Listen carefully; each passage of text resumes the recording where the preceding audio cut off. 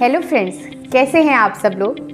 आज बहुत टाइम के बाद हमारी आपस में मुलाकात हुई है।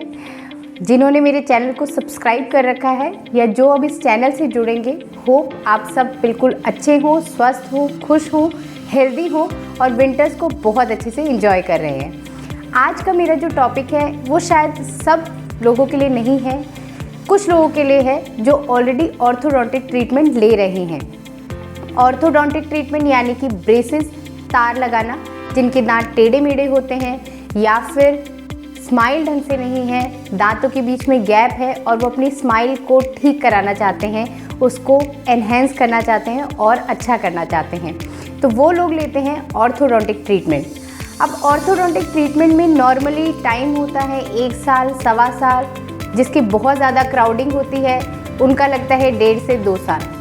ये तो हो गया ऑर्थोडोंटिक ट्रीटमेंट। अब उसके बाद डेंटिस्ट आपको रिकमेंड करता है कि आपको रिटेनर्स लगाने हैं। अब जो पेशेंट होता है वो कहता है पहले मैंने ऑर्थोडोंटिक ट्रीटमेंट इतना लंबा करा लिया, अब मुझे रिटेनर लगाना पड़ेगा, ये पता नहीं कितने समय तक लगाना है, इसका यूज़ क्या होता है। मेरी जो चीफ कंप्लेंट थी वो ये थी कि मेरे दांत टेढ़े मेढ़े हैं या मेरे दांतों के बीच में गैप है या मुझे अपनी स्माइल को ठीक कराना था, वो एक अलाइनमेंट में नहीं थी मेरी स्माइल। लेकिन अब तो वो सब चीज़ ठीक हो गई है ना, तो ये रिटेनर का काम क्या है, ये रिटेनर की ज़रूरत क्या है, रिटेनर होता क्या है। तो ये वीडियो उन्हीं लोगों के लिए है जो ऑर्थोडोंटिक ट्रीटमेंट करा रहे हैं या जिनके दांत में ऑर्थोडोंटिक ट्रीटमेंट की ज़रूरत है, तो उनको पता होना चाहिए कि ऑर्थोडोंटिक ट्रीटमेंट के बाद आपको रिटेनर्स यूज़ करने चाहिए। तो चलिए स्टार्ट करते हैं। My self doctor Jyoti Lohani Bhatt from LRK dental care Delhi. अगर आप मेरे चैनल पर नए हैं या फर्स्ट टाइम इस चैनल को देख रहे हैं तो वीडियो लास्ट तक ज़रूर देखिएगा, आपको इससे काफ़ी हेल्प मिलेगी। और अगर आपने मेरे चैनल को सब्सक्राइब नहीं किया तो जल्दी से सब्सक्राइब कर लीजिए और बेल आइकन ज़रूर दबाइएगा, ताकि इस तरह की इन्फॉर्मेटिव या इसके अलावा जो भी मेरी वीडियोज़ हैं, जो नई वीडियोज़ आएंगी इन्फॉर्मेशन देने के लिए, आपको उसकी नोटिफिकेशंस आपको मिलती रहे। तो चलिए पहले हम जान लेते हैं रिटेनर्स क्या होता है। देखिए नाम में ही उसका मीनिंग है, retainers means retain, to retain. जो भी आपने ट्रीटमेंट कराया है उसको उसकी पोजीशन में रखने के लिए, ताकि वो रिलैप्स ना हो, ताकि वापस से वो उसी पोजीशन पे आपके दांत ना आए, उसको जो भी आपने ट्रीटमेंट कराया है उसको अपनी जगह पे रिटेन रखने के लिए हम रिटेनर्स का यूज़ करते हैं। फॉर एग्जाम्पल, आपने ऑर्थोडोंटिक ट्रीटमेंट कराया, आपके दांत वापस से अपनी मतलब जो टेढ़े मेढ़े थे वो एक अलाइनमेंट में आ गए जैसे आपको चाहिए थे, ठीक है। अब होता क्या है नॉर्मली, जैसे आपका एग्जाम्पल, आपका दांत अगर टेढ़ा है तो उसकी जो पीछे की रूट है, जो मसूड़े के अंदर जो हमें दिखाई नहीं देती है, वो भी टेढ़ी होती है, वो सीधी नहीं होती है। तो जब हम मूवमेंट कराते हैं, ऑर्थोडोंटिक ट्रीटमेंट कराते हैं यानी कि तार लगवाते हैं, तो ऐसा नहीं कि सिर्फ हमारा दांत मूव करता है, दांत के साथ हमारी जो रूट है, वो जो टेढ़ी रूट है वो स्ट्रेट होती है, वो भी अपनी पोजीशन से हिलती है।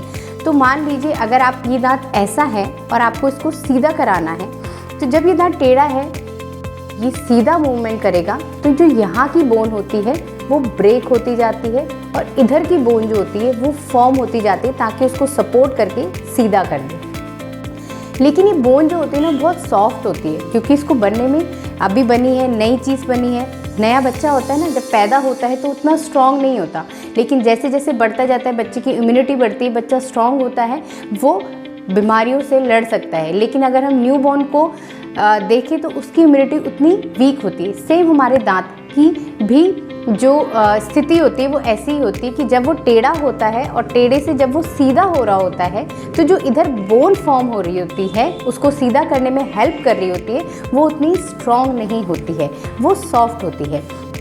तो हमें रिटेनर्स क्या करता है, वो सॉफ्ट बोन को सपोर्ट करता है कि वो स्ट्रॉन्ग हो जाए, ताकि दांत वापस से टेढ़ा ना हो। ऑर्थोडोंटिक ट्रीटमेंट या तार लगाने के बाद उनको छोड़ देंगे, वो वापस से अपनी पोजीशन पे आ जाएंगे और फिर हम बोलेंगे डेंटिस्ट ने तो ट्रीटमेंट ठीक ही नहीं किया, हमारे दांत खराब कर दिए।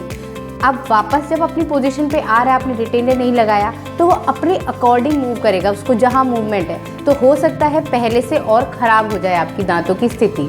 तो अगर हमने जो इतना ट्रीटमेंट, इतना टाइम दिया, इतना पैसे लगाए हैं, और एक अच्छा ट्रीटमेंट दिया है तो उसको मेंटेन करना भी हमारी रिस्पॉन्सिबिलिटी बनती है, पेशेंट की रिस्पॉन्सिबिलिटी बनती है। तो जो आपको डेंटिस्ट फॉलो करने के लिए बोलते हैं, प्लीज़ उन इंस्ट्रक्शंस को फॉलो करिए ताकि जो भी उन्होंने ट्रीटमेंट किया है वो ट्रीटमेंट सक्सेसफुल हो और आप भी खुश रहें और डेंटिस्ट भी टेंशन फ्री रहे।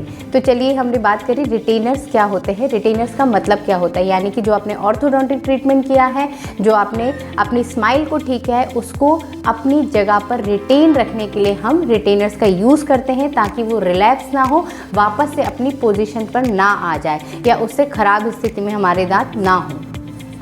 तो होप आपको रिटेनर्स का मतलब समझ आ गया है। अब ये रिटेनर्स कितने टाइम के लिए यूज़ करना होता है। जनरली आप रिटेनर्स, जैसे आपने अगर बहुत सिंपल केस है, यानी कि सिर्फ आपके दांत थोड़े से बाहर निकले हुए हैं, कोई आपने दांत रिमूव नहीं कराया, एक्सट्रैक्शन नहीं कराया है, तो आप डेंटिस्ट आपको 6 मंथ के लिए भी बोल सकते हैं कि आप 6 मंथ के लिए, या बहुत थोड़ा बहुत आपके दांतों में ट्रीटमेंट करके चेंज आया है तो उसको रिटेन करने के लिए आप 6 मंथ के लिए भी लगा सकते हैं। या फिर अगर बहुत ज़्यादा क्राउडिंग होती है, आपका बहुत लंबा ट्रीटमेंट होता है, आपके दांतों को टाइम लेके स्ट्रेट किया, मतलब अपनी लाइन में अलाइन किया जाता है, तो उस केस में हमको 1 साल 1.5 साल तक भी रिटेनर्स लगाना पड़ता है। आप जितना लंबे समय तक रिटेनर्स लगाएंगे उतनी अच्छी आपकी बोन बनेगी, उतनी हार्ड आपकी बोन हो जाएंगी, उतने दांत की आपकी मूवमेंट की चांसेस, वापस रिलैप्स होने की चांसेस कम हो जाएगी।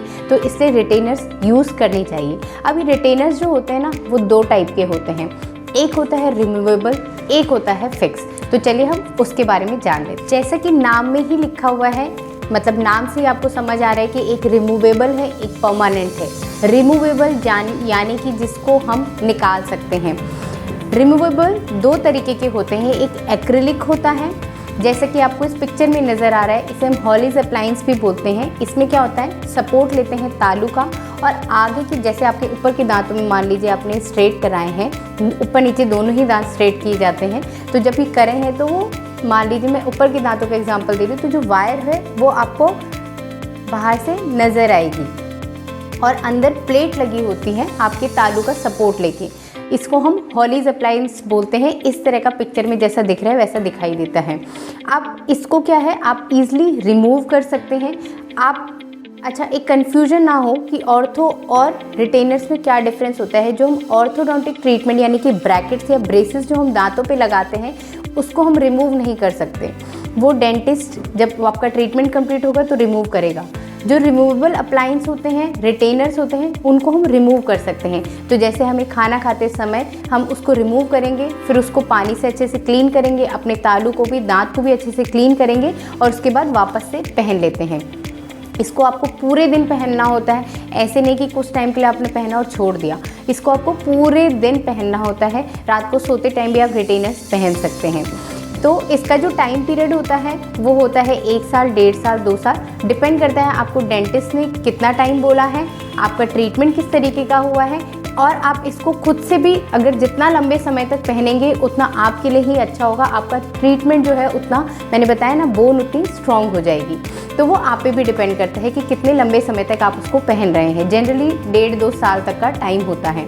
तो ये हमने बताया एक्रिलिक, यानी कि जिसमें आगे से तार होगी और अंदर से तालू पे आपकी प्लेट होगी। अब आप इसको उतार सकते हैं, पहन सकते हैं, जो मैंने आपको बताया। लेकिन इसका ड्रॉबैक होता है। ड्रॉबैक क्या होता है कि कई बार हम जैसे प्लेट लगाते हैं तो किसी पेशेंट को वॉमिटिंग सेंसेशन फील होता है और आपकी स्पीच जो होती है वो हिंडर होती है, यानी कि जब आप बोलेंगे तो थोड़ा तोतलापन आएगा बोलने में, क्योंकि आपका जो जीभ है वो आपकी जो अप्लायंस आपने लगाया है उसको टच कर रही है, आपके तालू को टच नहीं कर रही। तो शुरू में पेशेंट को बोलने में थोड़ी दिक्कत आती है। ये इसका ड्रॉबैक हो गया। जैसे कि एक आपने एक्रेलिक बताया रिमूवेबल, एक रिमूवेबल रिटेनर होता है जिसको हम बोलते हैं क्लियर अलाइनर्स के जैसा होता है, ट्रांसपेरेंट रिटेनर्स होता है, जैसा कि इस पिक्चर में दिखाई दे रहा है। ये क्या है, दूर से आपको नज़र नहीं आएगा। इसको भी सेम वही आपके इंडिकेशंस होते हैं कि खाना खाते टाइम इसको निकाल देना है। जब आप पहनेंगे तो अपने दांतों को अच्छे से क्लीन करना है और अपनी रिटेनर्स को अच्छे से क्लीन करके आपको वापस से इसको पहन लेना है। आपको सिर्फ खाना खाते समय ही रिटेनर्स को रिमूव करना है, बाकी टाइम आपको इसको पहन के रखना है। अब दिक्कत क्या आती है कि जैसे कई बार आपने खाना खाते टाइम निकाल दिया, लेकिन हम भूल जाते हैं दोबारा से पहनना। कहीं ट्रैवल कर रहे हैं, घर पे छूट गया, आप कहीं गए हो, आपने वहीं टेबल पे छोड़ दिया, आपकी जेब में रह गया, या कहीं पर भी मतलब आप ध्यान नहीं रहता हमें वापस से पहनने का, तो उससे क्या होता है कि जो आपने ट्रीटमेंट इतना कराया होता है ना, उसके रिलैप्स होने के चांसेस बढ़ जाते हैं, क्योंकि हमको ध्यान नहीं रह रहा कि इसको दोबारा से हमें पहनना है, हम भूल जाते हैं।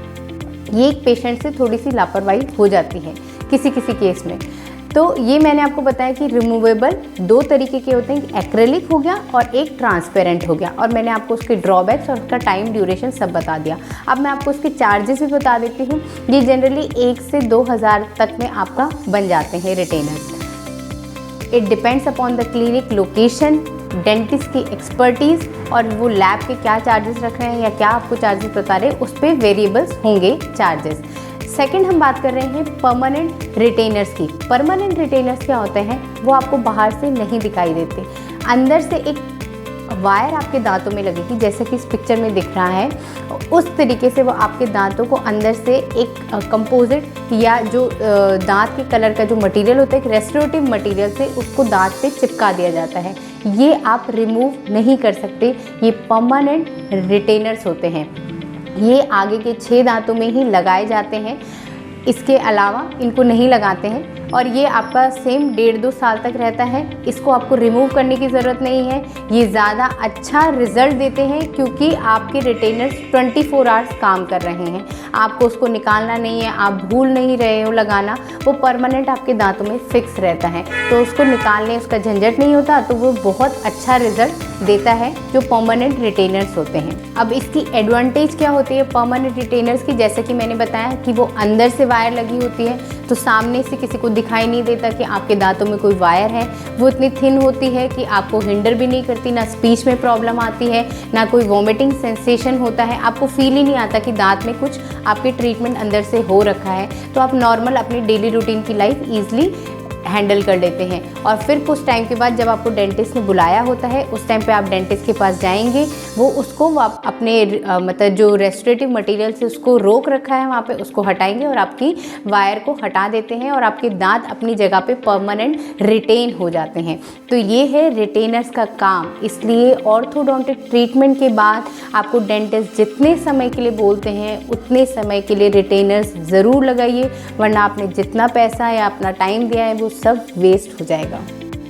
होप आपको रिटेनर्स समझ आया होगा कि मैं रिटेनर्स किसे बोल रही हूँ, ऑर्थोडोंटिक ट्रीटमेंट क्या होता है और रिटेनर्स में क्या फ़र्क होता है, वो भी आपको समझ आया होगा, और इसके थ्रू आपको नॉलेज मिली होगी कि ऑर्थोडोंटिक ट्रीटमेंट के बाद सिर्फ खुश नहीं हो जाना कि मेरे दांत अच्छे हो गए, उसको मेंटेन भी करना है, अपने दांतों को भी अच्छे से मेंटेन करना है। नेक्स्ट वीडियो में मैं आपको या शॉर्ट्स में आपको बताऊँगी कि आप कैसे ऑर्थोडोंटिक ट्रीटमेंट में अपने दांतों की केयर कर सकते हैं, कैविटी लगने से कैसे अपने दांतों को बचा सकते हैं। होप ये वीडियो आपको पसंद आई होगी, आपको काफ़ी कुछ क्लैरिटी आई होगी कि आपको कैसे ट्रीटमेंट प्लान करना है, आप कैसे ट्रीटमेंट करवा सकते हैं। तो इस चैनल को सब्सक्राइब करिए, लाइक करिए, शेयर करिए और ज़्यादा से ज़्यादा शेयर करिए, ताकि आपके थ्रू और किसी भी ज़रूरतमंद की हेल्प हो जाए।